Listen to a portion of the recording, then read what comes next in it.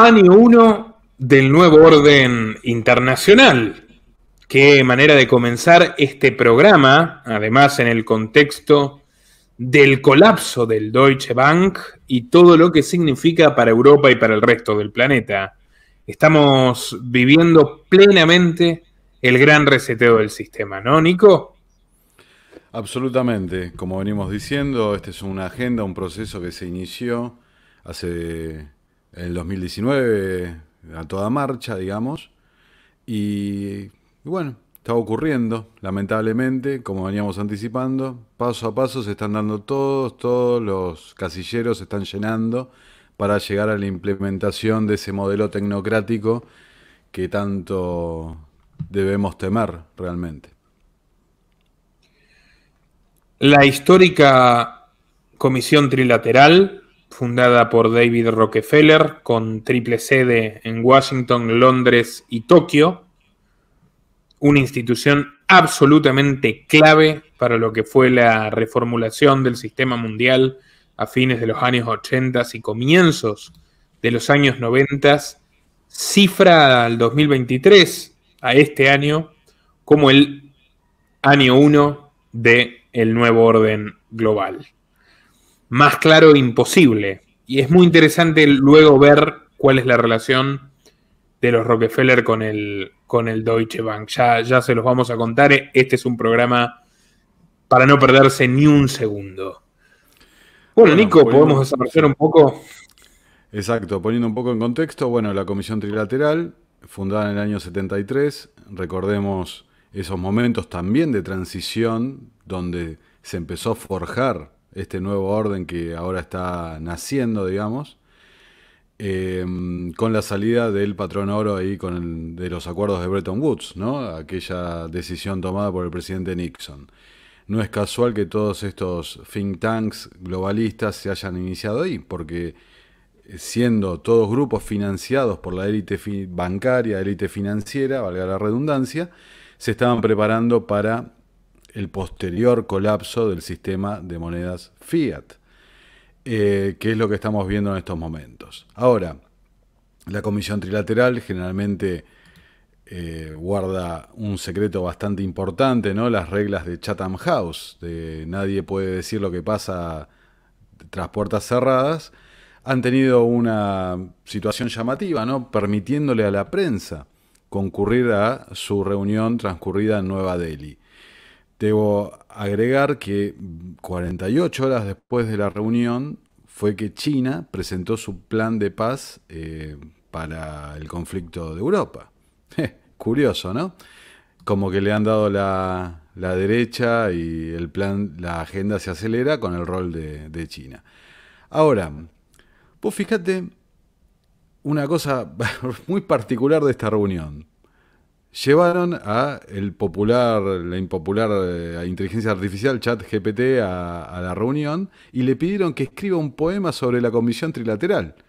Y mirá lo que escribió la inteligencia artificial. En reuniones secretas planeas y conspiras para crear un nuevo orden al que aspiras. Tus objetivos no están claros, pero algunos ven el final como un gobierno mundial contigo como su amigo. Me acabo de Increíble. reconciliar con la inteligencia artificial. Abandono todos mis reparos y mis críticas. Preclaro. Realmente, absolutamente increíble. Yo cuando lo leí dije, no puede ser verdad, lo chequeé por otras fuentes también. Efectivamente, fue así y lo publican abiertamente, ya no tienen ningún problema. Ningún Y problema. acá se acaba el humor, porque la situación es bastante grave.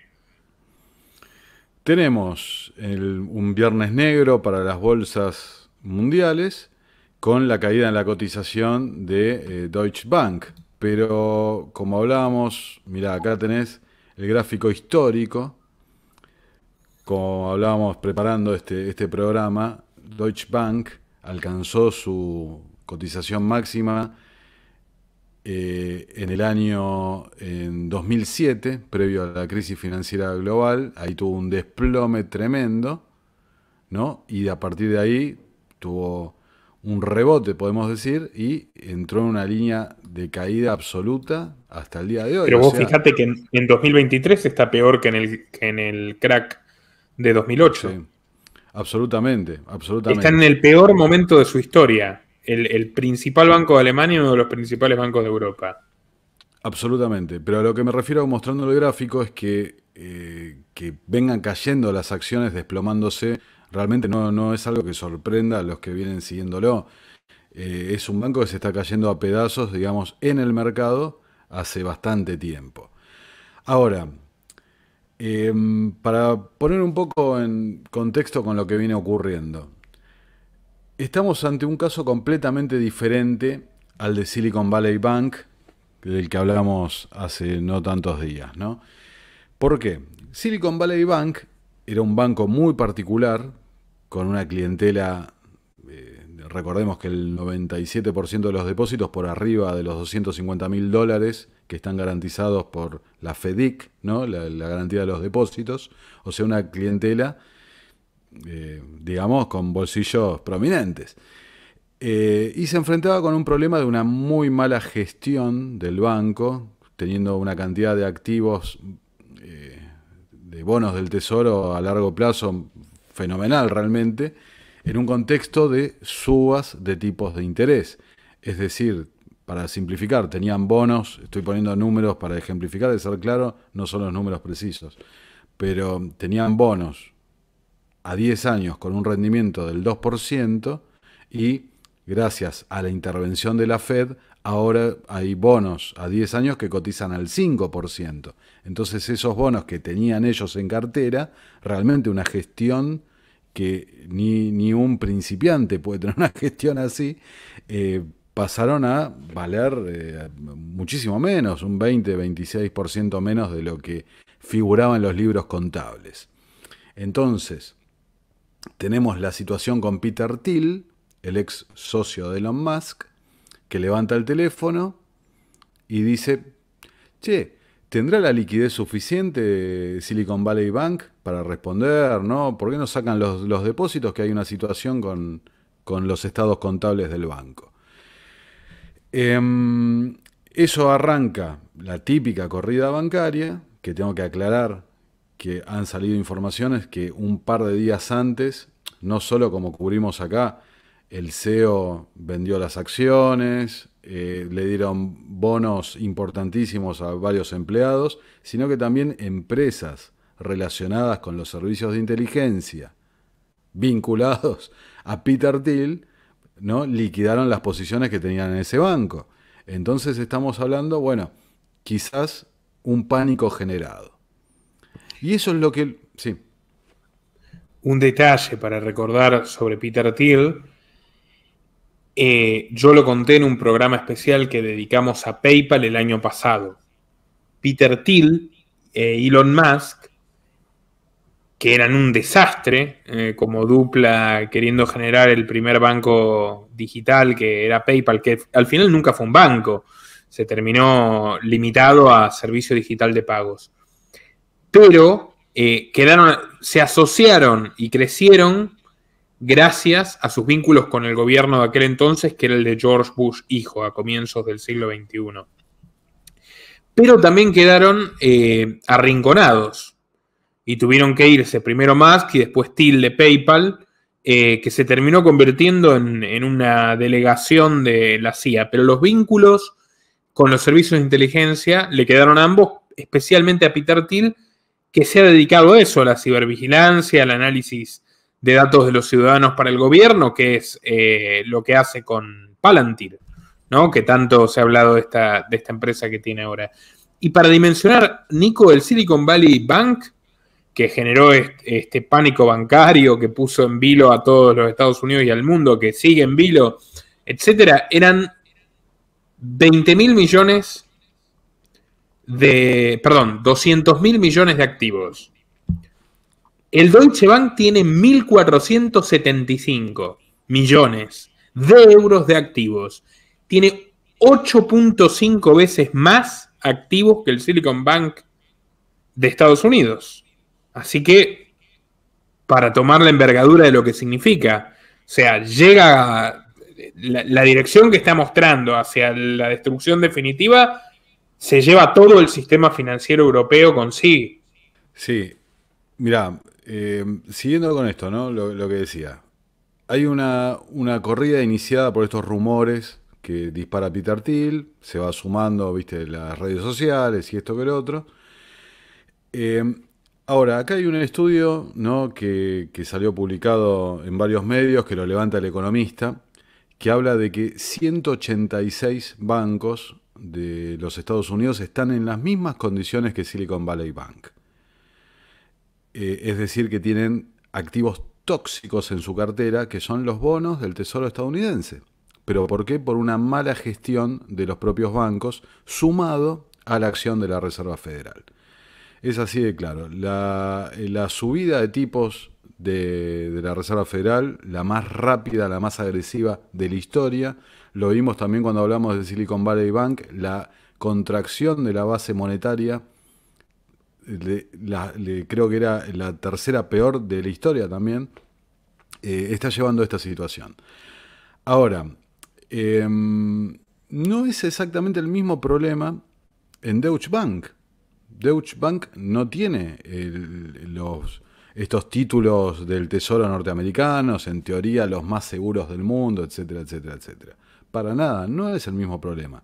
Lo que sí, hay un problema más grave con Deutsche Bank, que ahora lo vamos a ver, que es el tema de los derivados financieros, que es sobre lo que yo hice aquel programa advirtiendo sobre la próxima crisis bancaria que se venía. Era sobre los derivados financieros. Ahora, yo te comentaba antes de empezar, recomendando, ¿no?, el fantástico documental que hiciste sobre la historia de la Reserva Federal, que hay un punto en común en esta situación, ¿no? El pánico financiero de 1907, que es el que conduce a la sanción, ¿no?, a la creación del sistema de Reserva Federal, es iniciado también por unos rumores provocados por JP Morgan contra uno de los bancos rivales que hay de Nueva York. Por el original, por John Pierpont Morgan en persona. Exacto. El agente de la banca Rothschild en Estados Unidos, el OG de todo esto en los Estados Unidos, ¿no?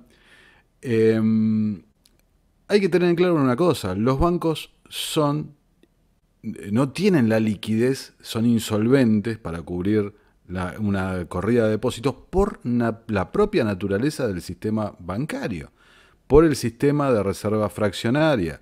Tienen únicamente la obligación de mantener un porcentaje mínimo sobre los depósitos. Entonces no hay ningún banco que ante una corrida de rumores y esto que lo otro pueda resistir. En el caso de Silicon Valley Bank, y ya lo vamos a repetir, los reguladores financieros, la gente de la Fed, la gente de la FEDIC, hicieron, que son los que están detrás de los fondos de depósito, de garantía de depósitos, hicieron hincapié en una cosa: es la primera corrida digital de la historia. No tenías a la gente yendo la imagen ahí como en la foto de 1907, sino con las aplicaciones del celular sacando, moviendo los depósitos y esto que lo otro. Entonces, ya con el caso de Silicon Valley Bank hicieron hincapié en eso. No pudimos contener una salida furiosa de fondos porque la gente lo hacía desde los celulares. Que eso va a dar pie, ya lo vamos a ver más adelante, a el tema de las monedas digitales. Acá lo que estamos viendo en pantalla es una nota que saca hoy el Financial Times, ¿no? ¿Qué se está comiendo el Deutsche Bank?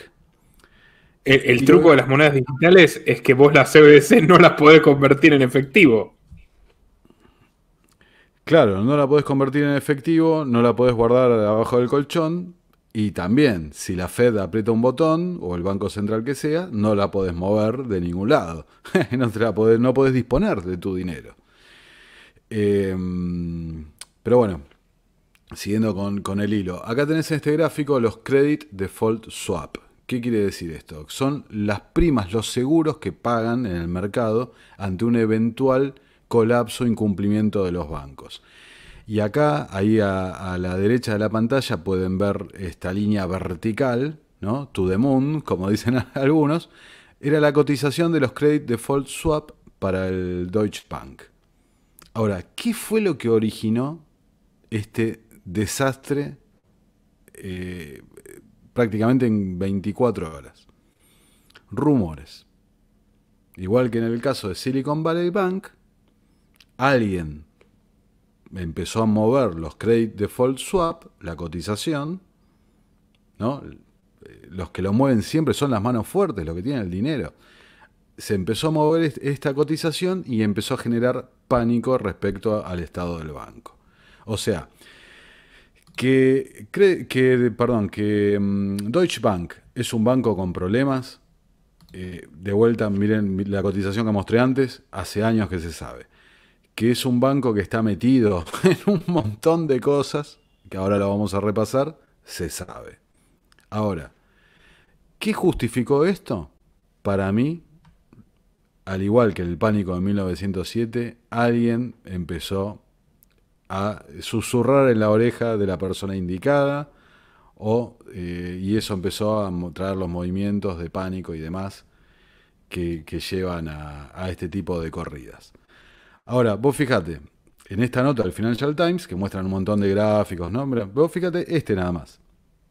Credit Suisse era un banco con problemas. Los depósitos asegurados por debajo de la media. Ahora, Deutsche Bank está acá en el medio. Deutsche Bank no es un banco que tenga problemas con los depósitos.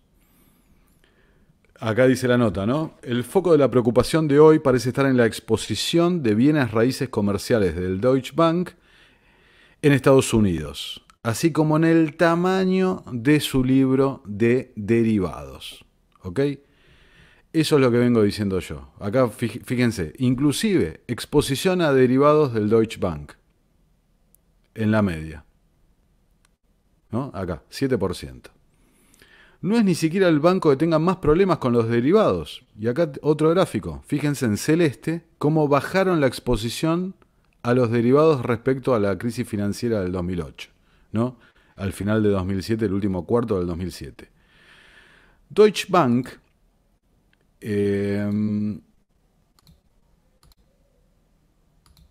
acá está. Deutsche Bank había empezado un proceso de normalización, de sacarse activos tóxicos. ¿Ok? Sin embargo, su cartera de derivados es fenomenal, ¿no? Es un tamaño, ahí pueden ver, 22.000 millones de euros mencionan. En 1999, Nico, cuando el Deutsche Bank se fusiona con el Bankers Trust de Estados Unidos, que era el octavo banco más importante de Norteamérica, se convirtió en el mayor banco de activos del mundo durante toda la década hasta la crisis de 2008. Exactamente. Lo que pasa que, claro, ahí está. Estas políticas de la Fed de tasas negativas, tipos de interés muy, muy bajos. Regalar dinero a los bancos. Claro, también buscan, se exponen, ¿no?, a inversiones de riesgo para obtener una rentabilidad que por el otro lado, por el modelo tradicional, no obtienen. En el 2007-2008, todos recordarán el caso de las hipotecas, o sea, es súper fácil entenderlo, ¿viste? Le estaban prestando plata a gente que ni siquiera tenía trabajo, no había forma. Lo que pasa que, vos fíjate, hoy escuchaba a algunos analistas, ¿no? Con aciertos, con errores, ¿no? Pero algunas cosas llamativas, por ejemplo, pedir más regulaciones sobre la cuestión. El sector bancario es uno de los más regulados. Lo que no están diciendo que los bancos chiquitos, los bancos regionales, ¿no?, que acá, como ven en esta nota que publicó hoy Zero Hedge, los bancos regionales son los que están siendo absorbidos por los bancos grandes. Los bancos regionales no pedían, no aprobaban esas regulaciones. Para nada. Pedir más regulaciones implica esto, se va a concentrar aún más la industria. Nico, esto lo contaba Juan Montejo, de One More Juan, en la última vez que lo entrevisté, que dice: ¿Qué pasa? Con el concepto de too big to fail y que la Fed va a rescatar a los grandes bancos irresponsables, vos estás generando el peor desastre que puede existir en términos de orden financiero. El banco mediano irresponsable quiebra porque no soporta las regulaciones del gobierno federal. Y el banco gigantesco puede hacer el desastre que sea, lo rescatan con dinero de los contribuyentes y se termina perpetuando la locura hasta el momento que, como ahora, ya no se puede sostener más. Pues un manicomio bancario total. Y yo contaba en el documental de la Fed que la Gran Depresión de 1929-1930, que se prolonga durante toda la década, que fue la peor crisis económica de la historia, se genera exactamente por esto. Porque durante la administración anterior de Calvin Coolidge se regalaba dinero y hubo políticas extraordinariamente laxas de dinero barato para financiar la expansión del automóvil y los electrodomésticos en Estados Unidos y en el resto del mundo. Y el resultado fue el famoso sobrecalentamiento de la economía, del cual hablan los keynesianos, que falló el cálculo económico de todas las empresas, terminaron produciendo de más y no tenían a quién vendérselo. Y todo eso fue por el dinero barato de la Fed, la primera vez que se aplica a escala masiva, y 90 años después parece que no aprendieron o no quisieron aprender la lección. Sí, no, definitivamente no tienen ningún interés porque es un negocio fenomenal, es un esquema Ponzi esto. La Fed, recordemos, ¿no? Hoy veía justamente un documental también de J. Edgar Griffin, ¿no? El autor del libro La criatura de Jekyll. Y él resalta una cuestión que es muy importante. La Fed es un sistema, no es tanto un banco, es un sistema bancario. Y está hecho para eso, para que sea el contribuyente, el ciudadano, el que cargue, ¿no?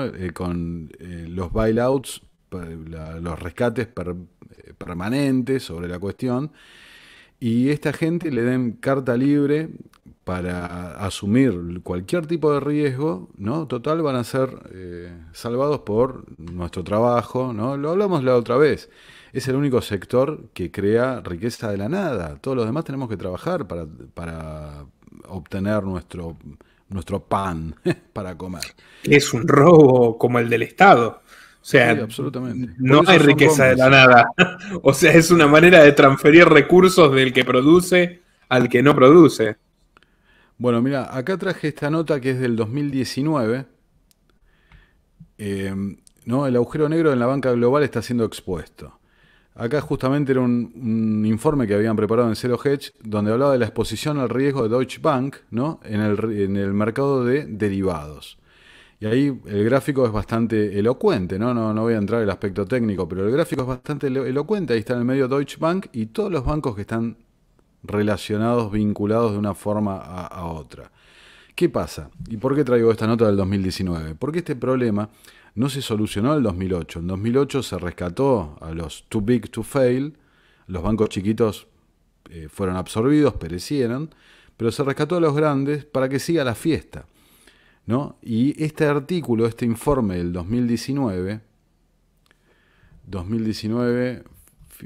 julio del 2019, fíjense cómo insisto mucho en esto, que en septiembre del 2019 BlackRock presentaría el plan para la futura crisis financiera mundial, que sería prácticamente el mapa de lo que pasaría a raíz de la situación de 2020 que todos sabemos. La respuesta económica de los gobiernos está en el programa que presentó BlackRock, que era para prevenir lo que está ocurriendo, digamos, ahora, o más que prevenir, direccionar para el interés que tienen respecto a la agenda, al sistema nuevo que quieren montar. Decíamos de Deutsche Bank, ¿no? Que es un banco que tiene realmente una reputación, ¿no? Que ahí me vas a poder contar mucho mejor de lo que yo sé respecto a la historia, pero tenemos en los tiempos modernos haciendo lobby con el PCC, ¿no? Acá de la Deutsche Welle, ¿no? Justamente de la televisión alemana, vinculación a las hipotecas. Sí. El Deutsche Bank es el primer banco europeo en relacionarse financieramente con el gobierno de China. Y por lo tanto tuvo una oportunidad privilegiada, incluso antes de las grandes entidades de la City de Londres, para asesorar a los clientes europeos que desembarcaron en los años 80 y 90. Ahora, ¿por qué?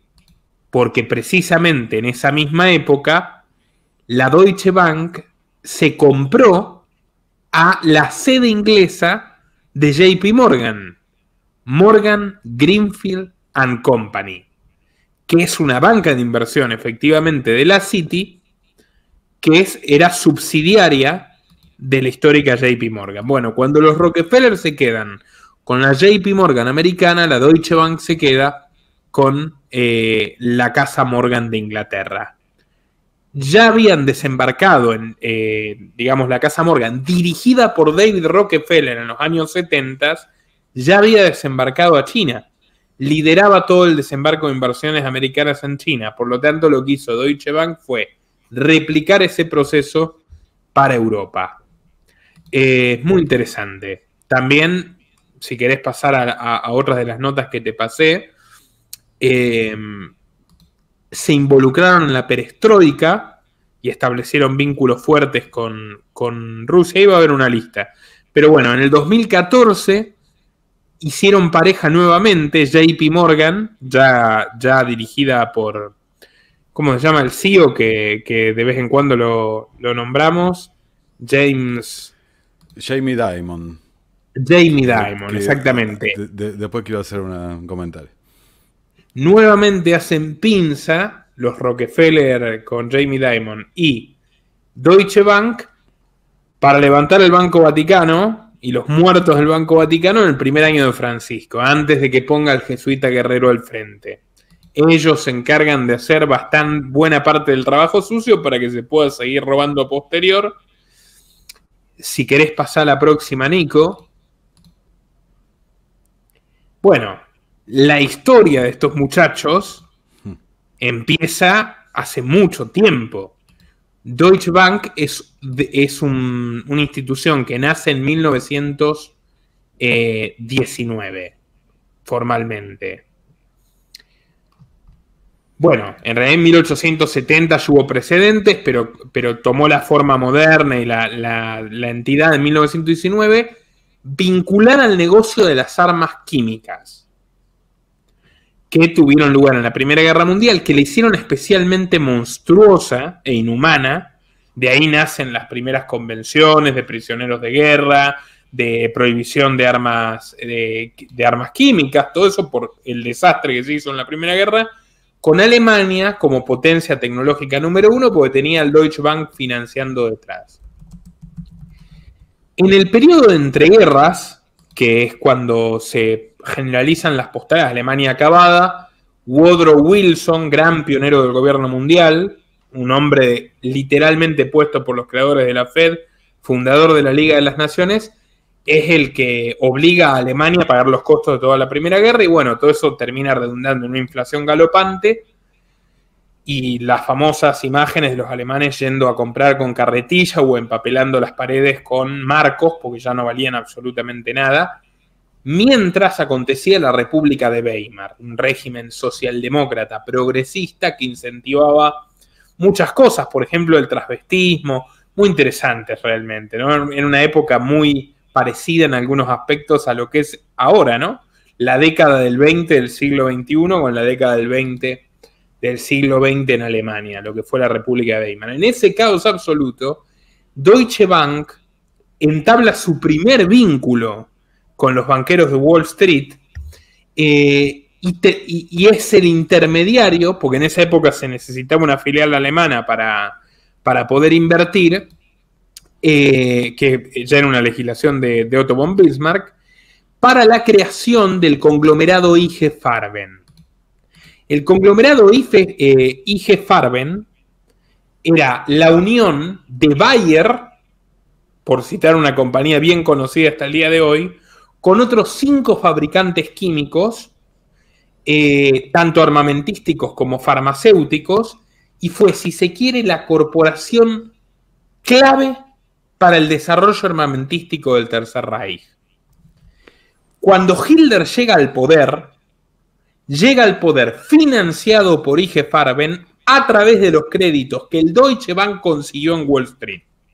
Esto está detallado minuciosamente en un libro que se llama Wall Street y el auge de Hitler, relativamente breve, en comparación a otros como Wall Street y los bolcheviques, del historiador inglés Anthony Sutton, que se pasó una buena etapa de su vida estudiando en Alemania. Por ejemplo, descubre que años más tarde no bombardearían las delegaciones de IG Farben, siendo una empresa estratégica de guerra, porque era abiertamente socia de los Rockefeller, los Morgan, etc. Sirvieron para el desembarco de General Motors, de Ford en la Alemania nazi, negocios extraordinarios detrás de la peor guerra de la historia de la humanidad. Bueno, ¿sabés qué hacía IG Farben con la financiación del Deutsche Bank, por ejemplo? Producía el famoso gas Zyklon B, el que se utilizaba en los campos de exterminio. Y por eso, de ahí deriva que Deutsche Bank financió la construcción de Auschwitz, las pruebas de las cámaras de gas, donde asesinaban vilmente a judíos, homosexuales, gitanos, testigos de Jehová y disidentes de todo tipo. Y después de eso, en lugar de disolverla, los norteamericanos la parten durante algunos años, pero permiten que vuelva a fusionarse Deutsche Bank en 1957. Los distintos bancos que se habían fraccionado se vuelven a fusionar y a partir de entonces vuelve a tener un estatus fundamental como banco madre de Volkswagen, de BMW, de Siemens, de muchas compañías alemanas. Con el paso del tiempo, como te conté, terminan uniéndose a la casa inglesa de los Morgan. Más tarde meten su pata en Estados Unidos. En el 99 ya eran, de cuando es esta nota que salió a la luz, que no solo financiaron Auschwitz, sino que ocultaron los documentos para evitar pagar indemnizaciones a los familiares y a los sobrevivientes del Holocausto. Y en el 99 se convierten durante 9 años en el principal banco de activos del mundo cuando se unen con Bankers Trust de los Estados Unidos. Después tenés una lista más de escándalos si querés repasarla, porque no se pierden de absolutamente nada. Son peores que los del Credit Suisse. Bueno, obviamente estaban metidos en el negocio hipotecario de Estados Unidos hasta el cuello. Lavado de dinero de oligarcas rusos, una práctica que empezaron en la época de la perestroika y que siguieron con Putin. Bueno, manipulación de las tasas de interés, que es lo de menos.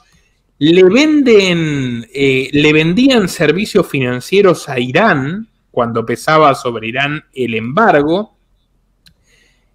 Jeffrey, que como venimos viendo es absolutamente omnipresente en la elite financiera mundial. Fíjate, fue un grave error aceptar a Jeffrey Epstein como cliente en 2013, cuando ya había sido el primer juicio, ya estaba investigado federalmente. Bueno, ahí hacía el mea culpa Deutsche Bank ante la Autoridad de Supervisión Financiera de Nueva York, que le puso una multa de $150 millones. Conocían los terribles antecedentes penales, entre comillas, pero no actuaron frente a sospechosos retiros de efectivo, que incluían pagos relacionados.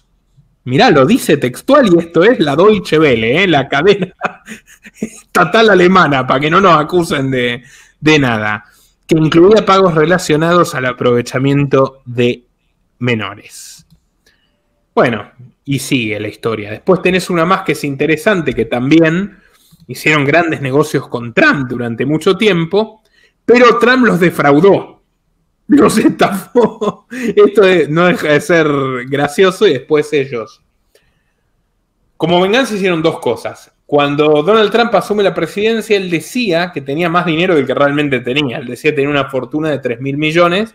Y Deutsche Bank agarra y dice, no, este señor nos debe dinero, acá están las pruebas, en realidad son 700. El tipo decía que tenía 4 veces más plata de la que realmente tenía. Y después le hicieron la cruz y dijeron que nunca más iban a hacer negocios con Trump. Bueno, ahora parece que no va a hacer más negocios con nadie nunca porque se está acabando el Deutsche Bank. En fin, un repaso histórico para conocer un poco más de la empresa en cuestión. Bueno, respecto a ahí lo que decías de Jeffrey, recordemos que cuando empieza esta situación de dominó de los bancos, fue cuando días después de que en las Islas Vírgenes saliera la citación a Jamie Dimon, el CEO de JP Morgan Chase, por estar vinculado directamente en exactamente lo mismo que el Deutsche Bank, quien está también el Deutsche Bank mencionado en el expediente y bajo las mismas acusaciones de facilitar las transferencias internacionales, el lavado de dinero para las actividades que ya eran para ese momento de público conocimiento para ambas instituciones, como lo han reconocido, ¿no? Es vergonzoso realmente. Esto para poner un poco en contexto lo que estoy diciendo de los derivados. La deuda acumulada mundial, 300 billones, ¿no?, en nomenclatura española, de dólares. 300 billones de dólares. Mientras que el PBI mundial es de 100, vamos a redondear, ¿ok? 100 billones de dólares el PBI mundial, ¿no? Mientras que la deuda es de 300 billones. Triplica. Ahora, los derivados que andan dando vueltas son 1.500 billones de dólares. ¿Ok? 1.500 billones de dólares. Esto, evidentemente, no termina bien. De una forma u otra, no puede terminar bien. Es completamente imposible. Es un esquema Ponzi, es una estafa. Ahora, ¿y cómo va a terminar esto? Ya lo venimos diciendo hace mucho tiempo.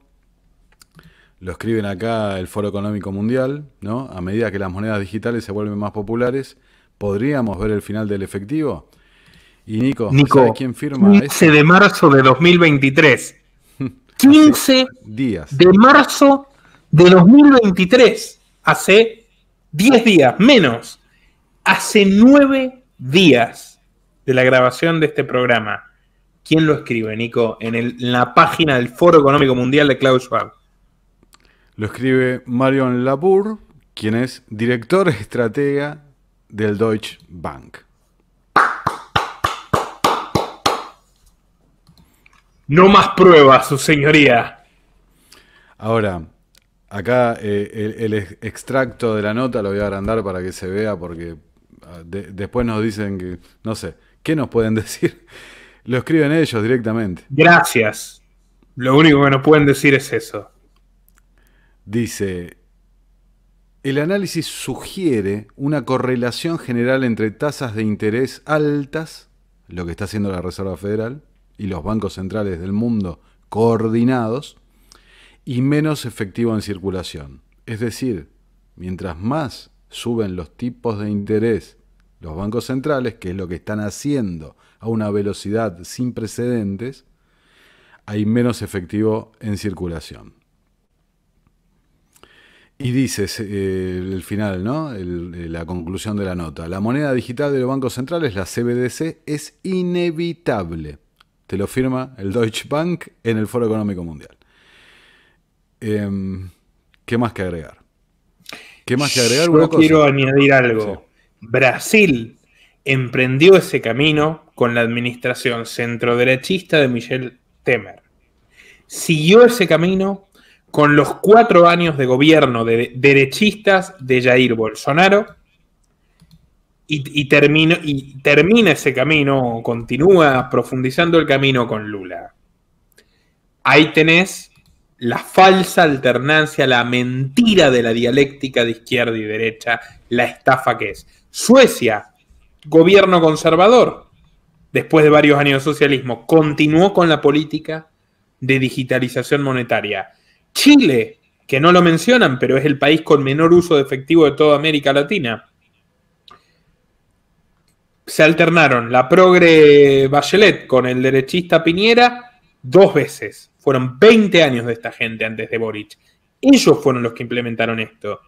Y te puedo mostrar, para ilustrar, hasta la foto de Bachelet con Soros, que la felicitó por eso, y la foto de Piñera con David Rockefeller con 100 años de edad, que también, obviamente, estaba metido en la cuestión.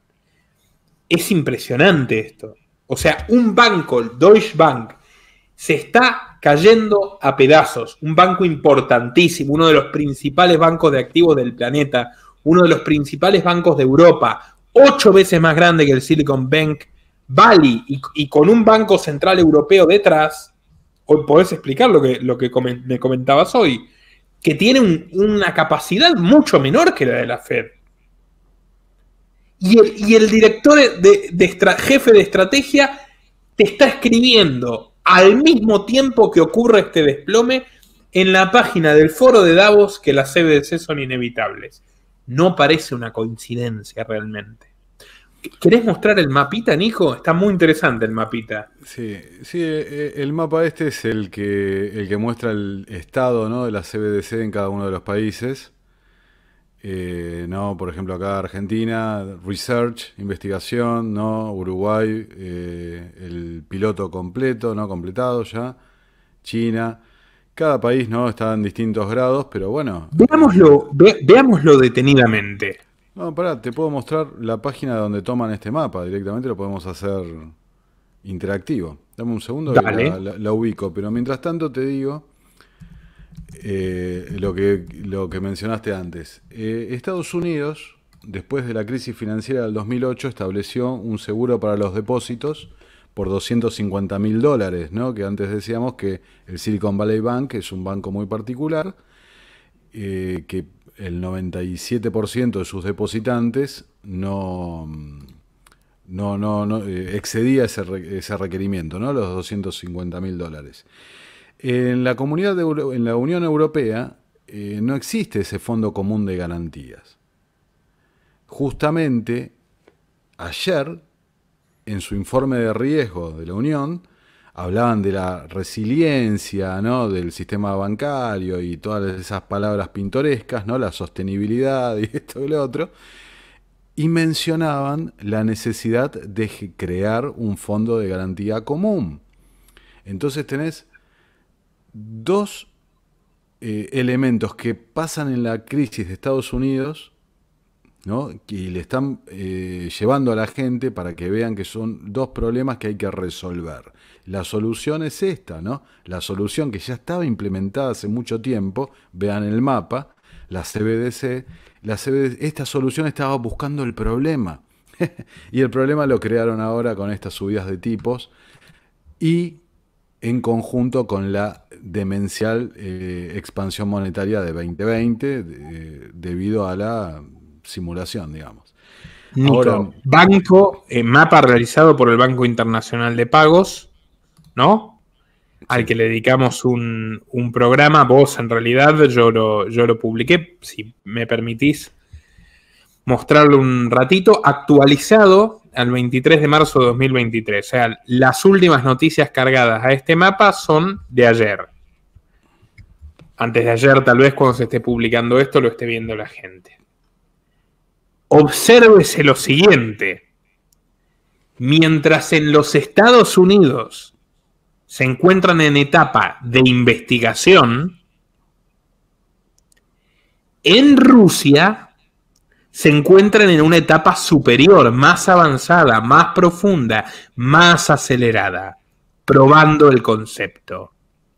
En otras palabras, ¿quién está a la cabeza de la punta de lanza del arma fundamental del globalismo, de la élite criminal, liberticida y totalitaria, tecnocrática de la actualidad? El señor Putin. Mientras la gente se muere de hambre y los rusos huyen de a miles o los manda a morir en la locura de Ucrania, el señor Putin está más cerca de concretar el rublo digital de lo que la Fed está de concretar el dólar digital.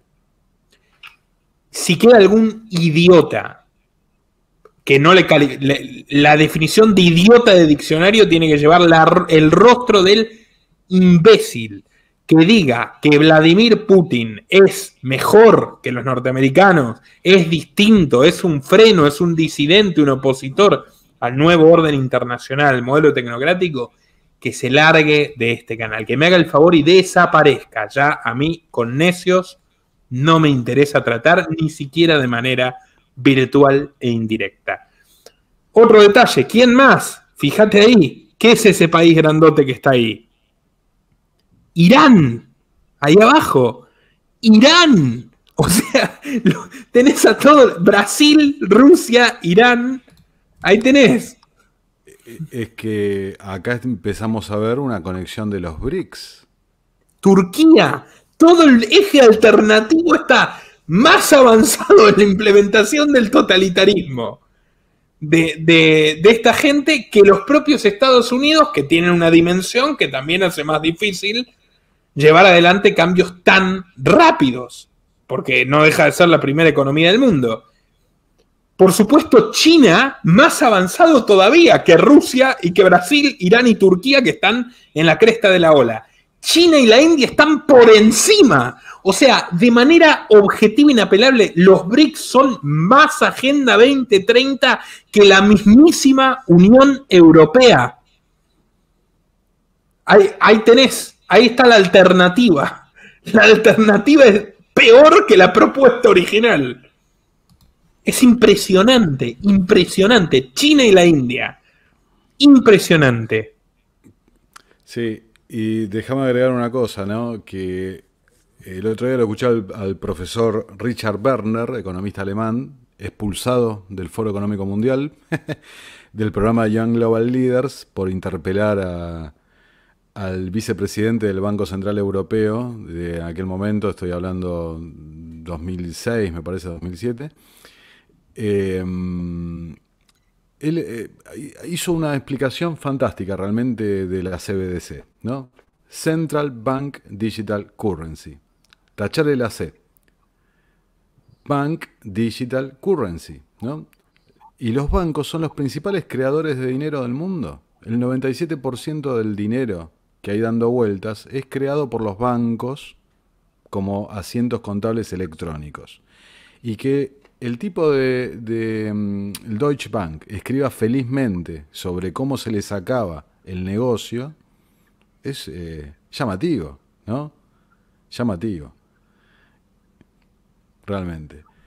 Y ahí tenés sí. Los únicos que están a la altura de India, Arabia y China son Uruguay con otro gobierno derechista, el de la calle Pou, Macron en Francia. Manda a espiar a la gente, sí.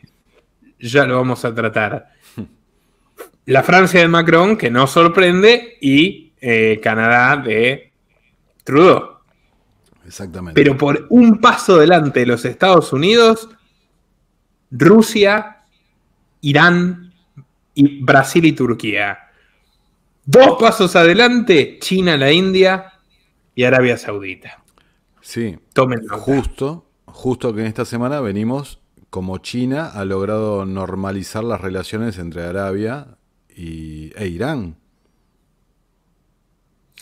Es que, a ver, sí, muy interesante el punto. A ver, ¿dónde más?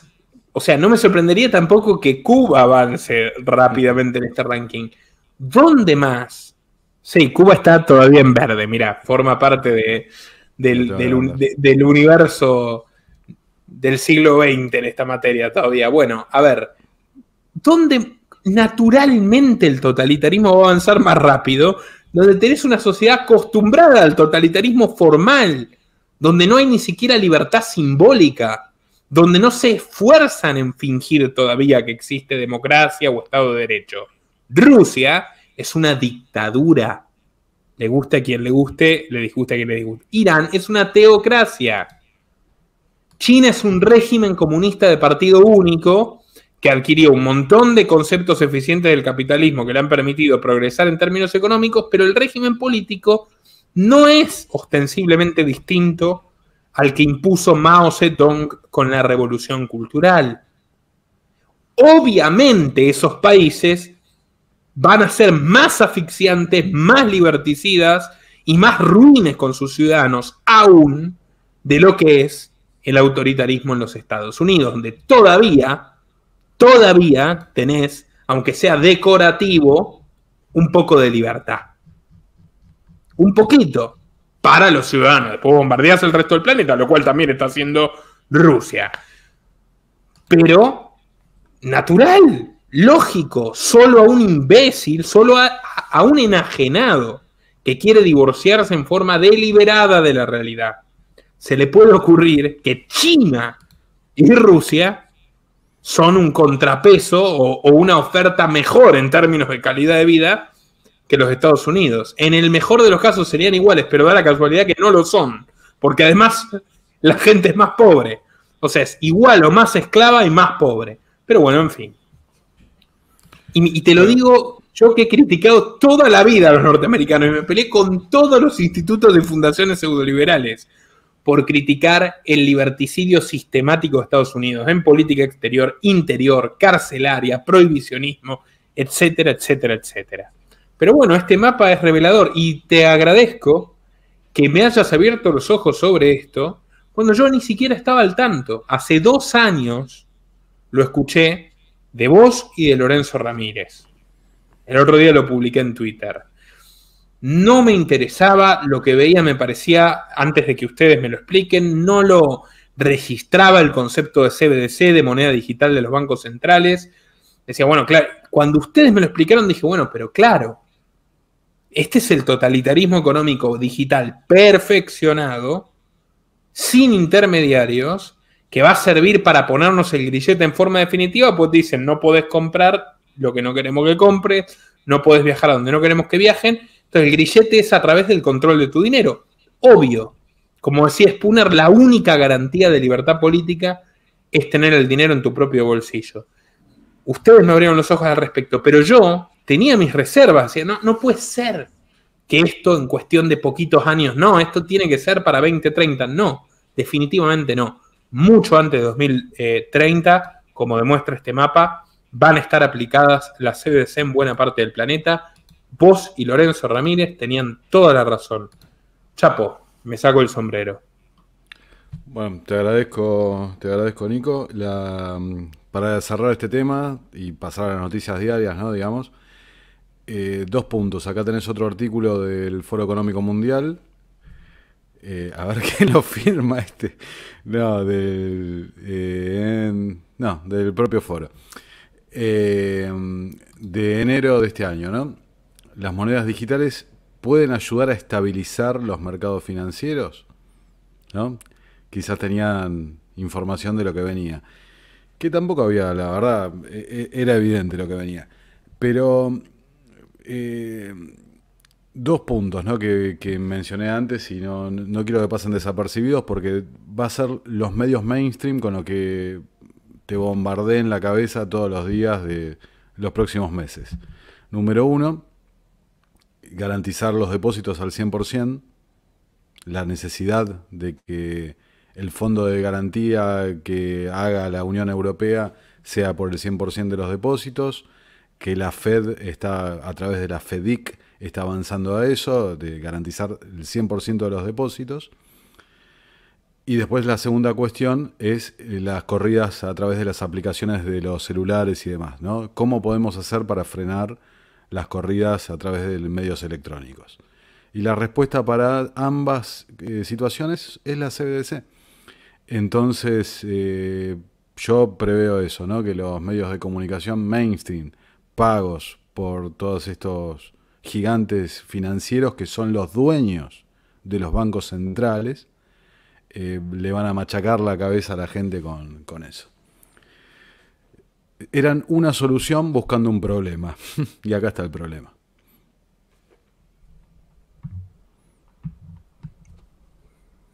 Nada que agregar, digo, a tu brillante análisis. Bueno, antes en otro orden, ¿no? Ya introduciéndonos en las noticias, hablábamos de Palantir, de Peter Thiel. Qué curioso, ¿no?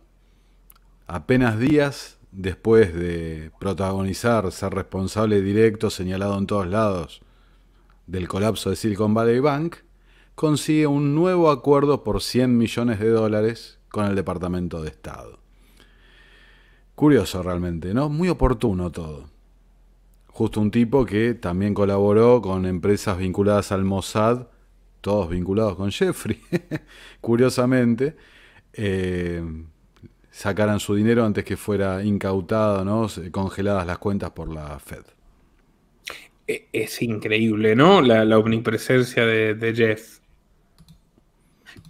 Tiene sentido desde el siguiente punto, porque si vos no estás interiorizado en la cuestión de cómo las élites de distintos sectores, tecnológico, financiero, político, se manejan de forma endogámica, desde lejos decís, no, es imposible, es materialmente imposible que un solo tipo esté vinculado con el Credit Suisse, con el Silicon Valley Bank, con el Deutsche Bank, o sea, no tiene sentido. Sin embargo, tenés que pensarlo desde la óptica, cuando conoces un poco la biografía del sujeto, de alguien que se propuso a sus 20 años que quería llegar al jet set y que solo lo podía hacer estableciendo redes de influencia. El rol de la mercadería humana que ofrecía, repudiable y demás, es meramente instrumental. Era una herramienta para un objetivo. El objetivo era acumular la mayor cuota de poder y fortuna posible. El instrumento era lo perverso que ya sabemos, lo que hace al morbo de la historia. Pero lo logró. Se dedicó 30 años a hacerlo y lo logró. Es casi para hacer una película de cómo un don nadie termina convirtiéndose en alguien que está al centro de la red del poder financiero mundial. Por más que él no haya nacido ni en cuna de oro, ni haya sido tampoco uno de los hombres más ricos del mundo, el tipo logró contactarse con toda esta gente, comprometer a toda esta gente y hacer negocios de toda naturaleza con toda esta gente, de punta a punta del planeta, porque no son tantos. Medido en un planeta de 8.000 millones, son algunos miles de personas. Bueno, muy revelador. Sí, ahí traigo acá este libro, ¿no? De Whitney Webb, la periodista, que vive en Chile. Capaz que nos podría dar una entrevista en español, habría que gestionarla. Es un libro, mirá, yo lo toqué el tema y la verdad que apenas arañé la superficie, ¿no? Acá el libro, Una nación bajo chantaje, ¿no? La historia de los vínculos entre los servicios de inteligencia, la mafia y las élites bancarias. ¿Y quién conecta todo esto? En la modernidad, Jeffrey. Pero ya hubo casos anteriores donde, bueno, lo mostré en mi video, ¿no? Hasta Hoover estaba involucrado y demás. Pero en la modernidad, Jeffrey era el que llevaba adelante la operación. Y estaba metido JP Morgan, estaba metido Deutsche Bank. Cientos de instituciones estaban metidas. Porque es un sistema. Es un sistema, una red, en este caso una operación de chantaje para tener a los políticos en el bolsillo y llevar adelante, bueno, adquirir ese control, esa presión política que sobre el sistema político y demás, ¿no? Sobre las decisiones que se toman. Acá tenés, ¿no? Peter Thiel, que se dedica al espionaje, a la vigilancia, un libertario, ¿no? Peter Thiel. No, que lo aconseja al señor Trump. Autodenominado libertario y referente de Trump en las negociaciones con Silicon Valley, artífice de que YouTube y Facebook le hayan devuelto sus cuentas y quien llevó a Elon Musk, a su viejo amigo de la juventud, a formar parte del Consejo de Asesores Presidenciales de Trump. Que dicho sea de paso, menos mal que no, viste, el otro día me decía, no, eso no va a suceder. No lo van a imputar, no, eso ya es noticia vieja. Esto es de hoy. Trump muy preocupado, advirtiendo, mirá, ¿quién será el amarillista, no? Advirtiendo de potencial muerte y destrucción en los Estados Unidos si lo procesan. Creo que no está durmiendo muy bien el señor Trump. La última vez que tuvo expresiones de este tipo fue muy mal y todavía sigue enredado en ese problema, que por supuesto es una ratonera que amablemente le tendieron sus adversarios demócratas. Acá hay otra y esta es la manera en la cual está reaccionando. Bueno, fíjate, yendo Video al muy otro. recomendado, Nico, el que hicimos el otro día analizando este tema, para quien lo quiera ver, contando muchas aristas interesantes de lo que oculta este nuevo show político-judicial en los Estados Unidos y la causa que le armaron a Trump. Bueno, Nico, perdón, ¿qué decías? No, que seguía también con una nota interesante, el otro extremo quizás del show, del teatro para adormecer a las masas. En la MSNBC, ¿no? MSNBC, el panel de periodistas sugiere que criticar a George Soros de cualquier forma es peligroso para la democracia. ¿No? Ahí hablan también de Trump y demás.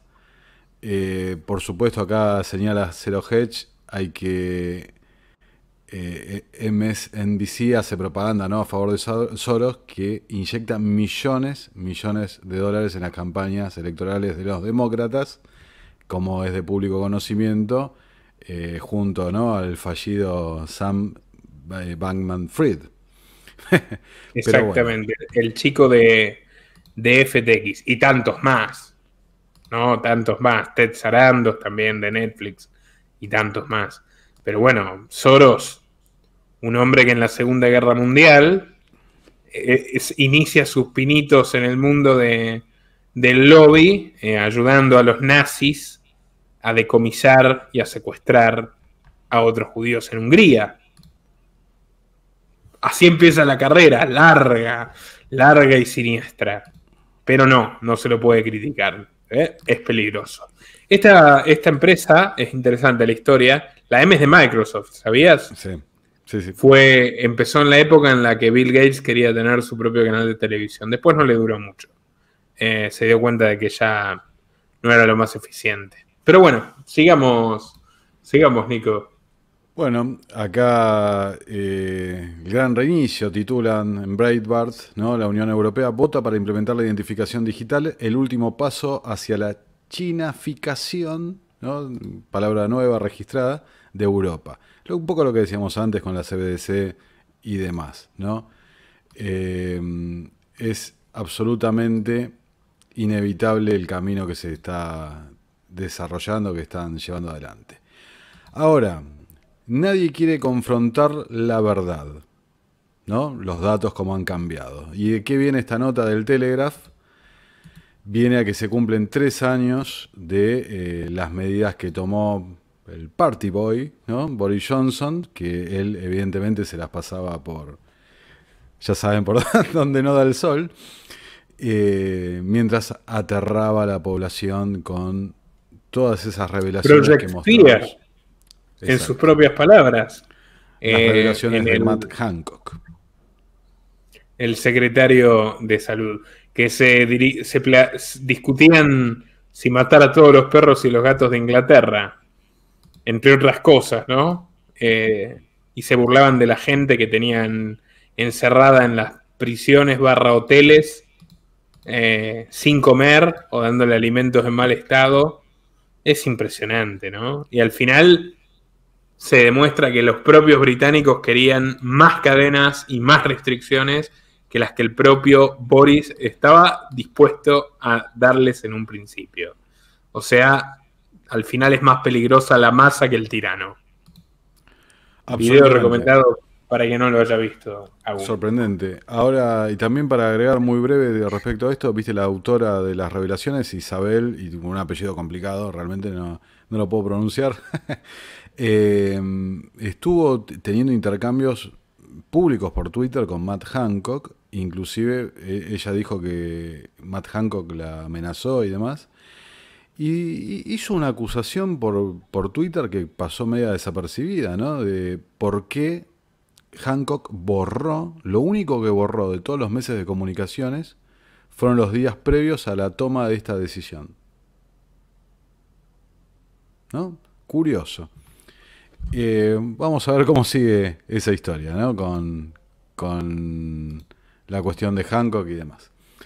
Que en Toda definitiva la nos toca a película todos. era, para quien no lo sepa, que esta periodista Hancock le entregó el teléfono con todos los mensajes para que haga una autobiografía. La periodista firmó un acuerdo de confidencialidad y luego se lo pasó por donde pasa el sol, por donde no pasa el sol.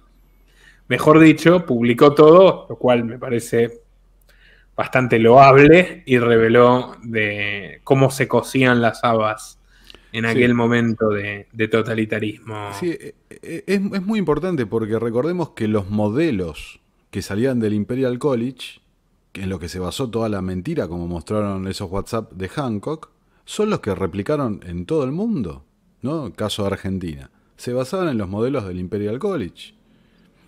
Entonces, financiados por el señor, ¿no? El señor Puertas y demás.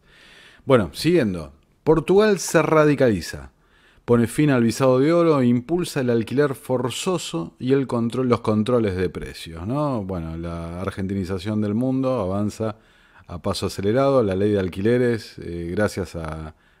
Le echan la culpa al diputado Lipovetsky acá en Argentina, pero hay que reconocer que salió votada casi por unanimidad, ¿no? Una Era amplia mayoría. un pionero del crimen y del mal. Sí, los alquileres en Argentina, 93% de indexación. Gracias.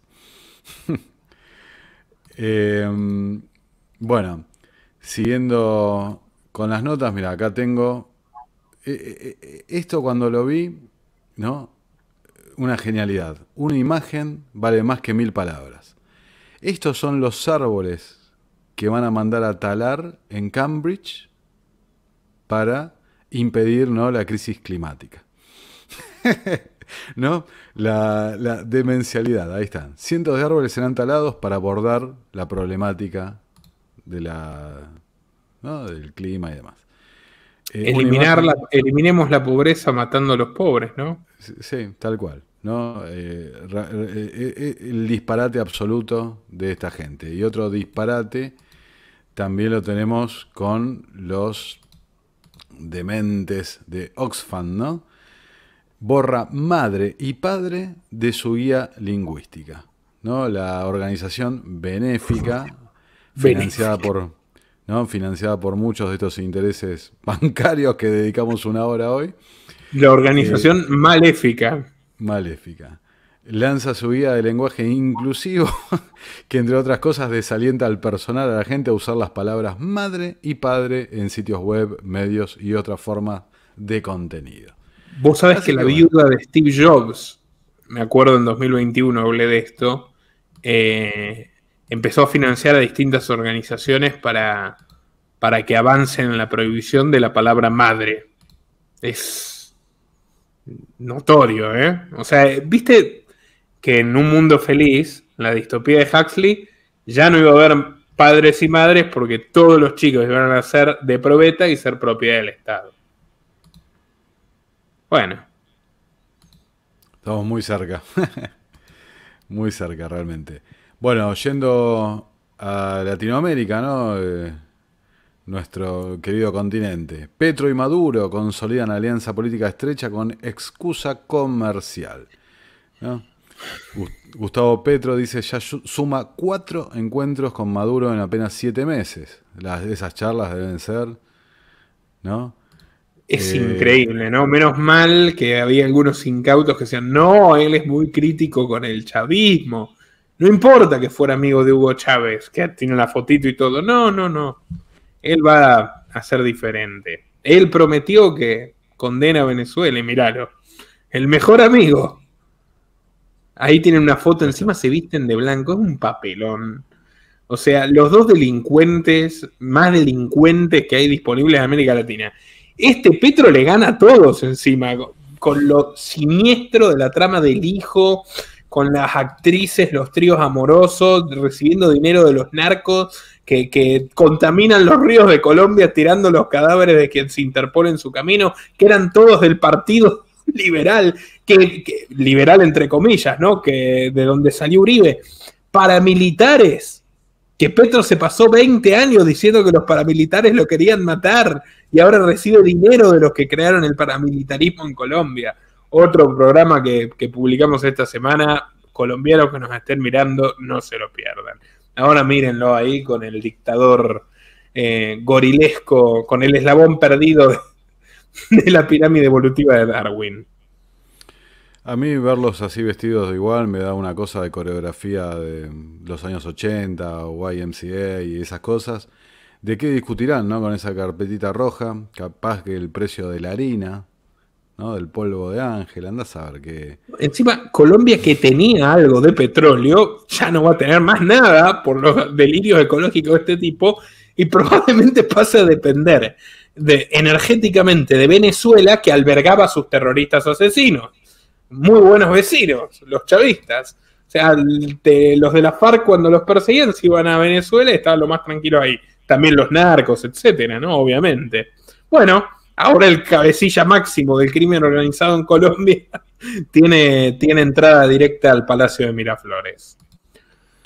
Bueno, la pérdida de popularidad la empieza a sentir, se empieza a reflejar, ¿no? en la Cámara, ¿no? Con la primera derrota en el Congreso para Petro, que lleva adelante el retiro, ¿no? Del proyecto de reforma política. Y que nadie se olvide que el tipo logró tener la fuerza legislativa que tuvo durante este primer año de gobierno gracias a la complicidad manifiesta de los gusanos del partido, entre comillas, liberal, que de liberal tiene solo el nombre, obviamente, y del partido conservador. Los dos fueron a apoyar al señor Petro. Pero bueno, bienvenido que fracasen sus intentos de deforma de Colombia como los de Boric en Chile. Una buena noticia dentro de todo. Bueno, y recorriendo la izquierda latinoamericana. Alguien no se quiere quedar atrás de las novedades de la mafia bancaria, ¿no? Por supuesto. Él va lento, pero llega. La sombra del lavado de dinero planea sobre la salida de las remesas del Banco del Bienestar, titula El País, ¿no?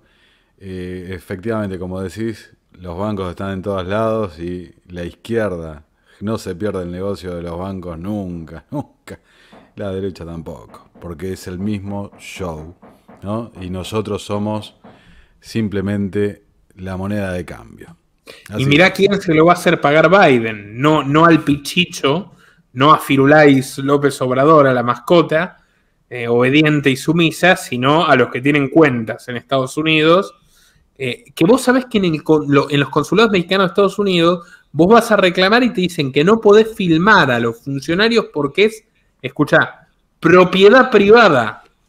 Voy a poner el clip. Propiedad privada, dicen los burócratas parásitos que viven de los impuestos del pobre pueblo mexicano, que son los consulados, y por eso no le permiten filmar a los ciudadanos mexicanos de ese honrado y hermoso país, al que los primeros en destruir y pisotear son los personajes como López Obrador y luego los vecinos del norte.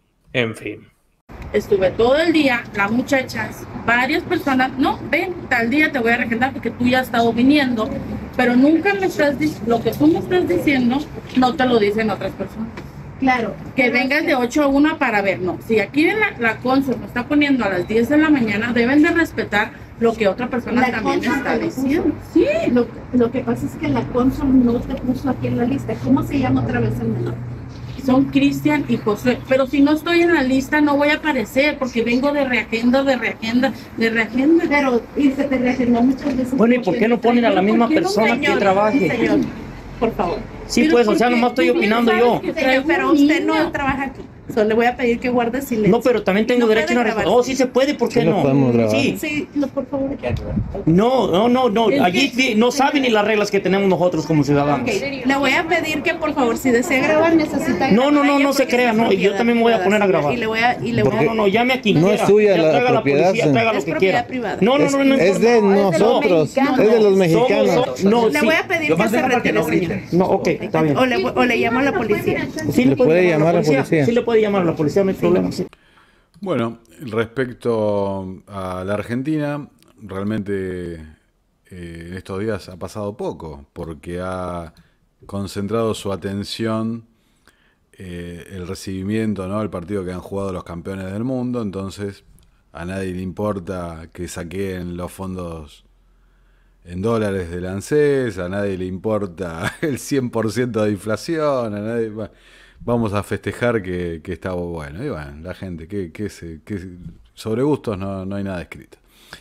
Ahora, lo que tenemos es el papelón, otro más de los políticos, ¿no? El concejal de Mercedes, Carlos Mozo, hizo público a través de las redes sociales la falsedad de un acto de inicio de ejecución de obras, encabezado por el ministro del Interior, Guado de Pedro, el ministro de Obras Públicas, Gabriel Catopodis, y el intendente de Mercedes, ¿no? Quienes se presentaron por segunda vez, ¿no? Segunda vez en la misma obra, y al tomar nota deshicieron toda la puesta en escena. Un papelón, realmente. Otro más de la política. Ahora, por otro lado, en Mendoza, la hermosa provincia de Mendoza, presos por causas de violencia de género realizan huelga de hambre en las cárceles mendocinas. Dice que los reclusos apuntan a la resolución de las causas judiciales y reclaman que la justicia no averigua en profundidad cuando se trata de cuestiones de género. Como me dijo un conocido en común que tenemos nosotros, cuando el hombre entra ahí, es Darth Vader. Es el tipo más malo de la galaxia. Efectivamente. Nico, igual lo de Mendoza es tétrico. Porque mientras en la mayor parte del país, en la mayoría de los casos, una falsa denuncia te puede echar de tu propia casa, o te puede embargar el sueldo, te puede separar de tus hijos, en Mendoza te lleva a la cárcel.